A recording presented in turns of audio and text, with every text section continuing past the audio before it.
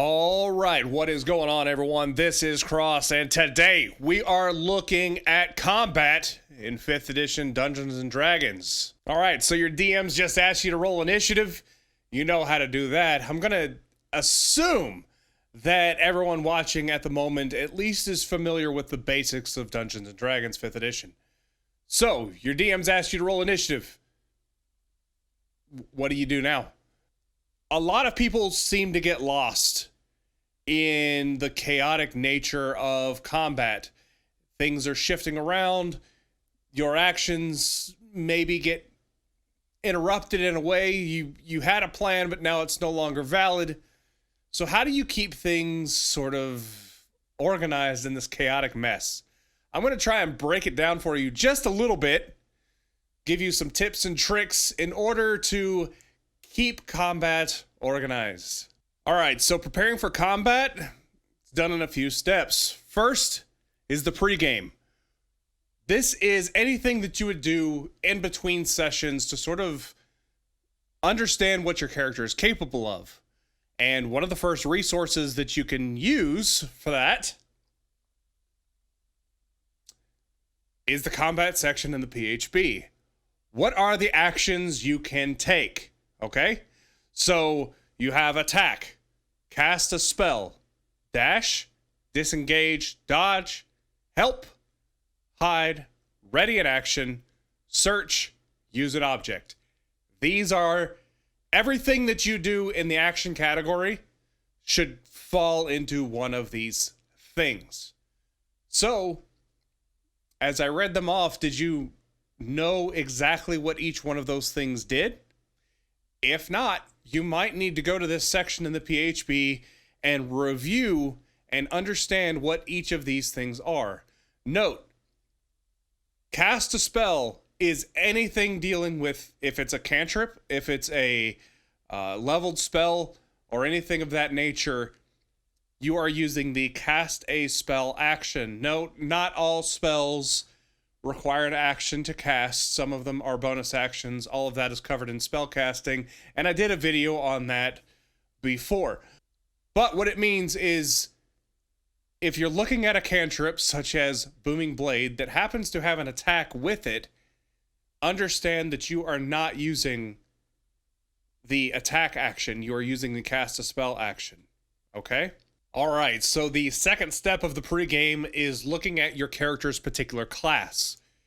At the beginning of your class's entry in the PHB, there is a chart of skills and abilities that your character acquires at certain levels. So what you want to do is take a look at that chart, and let's say you're a level 3 rogue, okay? You're going to look at that chart and look at the entire chart and specifically the features section of that chart. And you're only going to pay attention to up to level 3 rogue because you are level 3. So, when you started the character, let's say you started at level 1, you only needed to know what expertise, sneak attack, and thieves' cant is. That's all you needed to know. At 2nd level, you acquire cunning action. And at 3rd level, you notice that your sneak attack dice went up and you acquired your roguish archetype. So during the pregame, what exercise can you use with this chart in order to help you be better prepared, not only for combat, by the way, but for just everything? There's some classes that have really good out of combat utility, and I suggest that you do this for every class, every character that you're playing. A simple review of the chart can help you. And what do I mean by a review of the chart? Well, what I would challenge you to do is, much like earlier when I was discussing what actions you can take, and I asked, do you know what each one of these actions can do? And if not, go look in the book and review. The reason for that is because that repetition and you constantly reading it and constantly reminding yourself of the full value of which each one of these actions can do, the same can be applied to this. What is expertise? What skills did I pick? when I chose expertise. So you're not looking at your character sheet and you're not looking further on in the book. You're only looking in the chart. What is sneak attack? Do I know how to use sneak attack? Do I know that I have to be using a finesse weapon? Do I know that I have to have either advantage or an ally within 5 feet to enable that damage to appear? If you may still be confused about your sneak attack operation, and if you are, this constant review is going to help clarify or help remember, when you get that longsword, I no longer have a finesse weapon and I can't use sneak attack. You might forget that. Oh, I'm proficient in longswords. I can use that longsword and get sneak attack, but you can't. Why longsword is a proficiency for rogues, I think it's for a very particular reason. I won't get into that right now, but I think for the most part, just constantly reminding yourself of what sneak attack is. Then you move on to level 2. Do I know what cunning action is? Do I know that it's a dash, disengage, and hide action as a bonus action? That's something that I can do as a bonus action now. Do I remember that I have that ability? And then for your roguish archetype, what I challenge you to do is remember what roguish archetype you took and what are the abilities that roguish archetype gave you. All with just looking at the chart where it doesn't give you the information, just recalling, almost like cards, those flash cards. Do I remember what these things can do? And what you'll find is you may have 70% of the information. You may have 50% of the information. You may have only 20% of the information. And if you look at that and go, this is what I think it is, and then look further down in the book and verify that your information is correct, then when it comes up in the session, you'll be able to recall, hey, I just went over that. I remember that I can do this as a bonus action. I remember it's not just hide as a bonus action. I can also disengage as a bonus action. I can also dash as a bonus action, which means I can get triple the movement. I remember that there's an ally standing right next to this opponent. So even though I don't have advantage, I can still get my sneak attack because he's within 5 feet of that enemy. I remember that.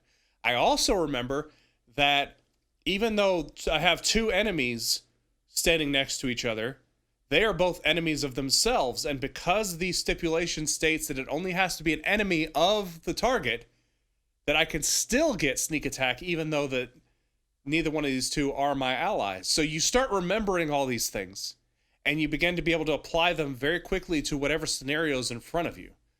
And so this is one of the last things I do for pregame, is understanding my actions and then going through this exercise of my specific character that I'm about to play, going through this chart. All right, so you've done your pregame and you've entered into combat. Now, how do you control this chaos that's about to unfold? For the most part, there is going to be a lot of things where I'm making a plan to do something and it might get interrupted. We'll talk about that here in a minute, about how to make plans and how to organize that. But for right now, what I want you to understand is, what am I capable of doing during my turn? You have one of 4 things that you can do during an entire round of combat: movement, action, bonus action, and reaction. As long as you understand that everything you do falls into one of these 4 categories and it uses them, then it's going to help you make at least one important decision, and that is your turn is over. One of the things that draws combats out a lot is players just not understanding that their turn is over and there's nothing else that they can do, and they're trying to search and hunt for that one last little edge that can help their team get over the top. And I appreciate that, but understand that you don't have access to the resources to be able to do any of that other stuff because you've already used them. So when you're in combat, keep in mind those 4 things. And let's say you are in the middle of a fight and you need to move 15 feet to engage with a creature and melee attack them. Okay? So you move 15 feet and you attack, and you look and you don't have any bonus actions, and you know that because you've done your pregame and you've gone over what your character's capable of. And right now, you don't have any reactions either to utilize anything. So I've moved 15 feet. Do I want to move anymore? No, I'm where I want to be. Okay. No, I don't want to move anymore. I've used my action to attack. So no, I don't have my action anymore. I know that I don't have anything that I can use right now as a bonus action. So no, I can't use that. And my reaction is not, there's nothing triggering a reaction. So no, I'm not going to use a reaction. That means your turn is done. It's that simple.